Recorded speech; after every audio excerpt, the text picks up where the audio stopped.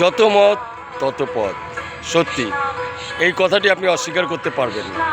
তাই আজকে চলে এলাম দীঘা জগন্নাথ ধামে। দেখছেন জগন্নাথ মন্দির। চলুন আমরা মন্দিরের ভিতরটি এবার একটু ঘুরে দেখি।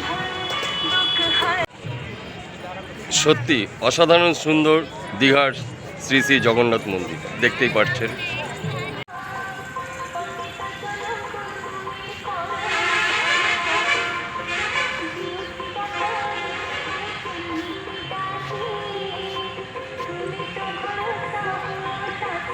জগন্নাথ মন্দির দর্শনে আমি শুধু একা আসিনি, আমি দেখতে পাচ্ছি একটি ছেলে ওর বিবাহিত স্ত্রীকে নিয়ে এসছে। আপনারা কোথা থেকে এসছেন?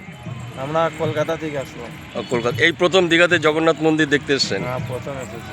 আচ্ছা, এই ভাই প্রথম তার বিবাহিত স্ত্রীকে নিয়ে প্রথম জগন্নাথ মন্দির দেখতে এসছে। আপনারা দেখতেই পাচ্ছেন। ভাইয়ের সাথে কথা বলে খুব ভালো লাগলো। ভালো থাকবেন আপনি, আবার দেখা হবে।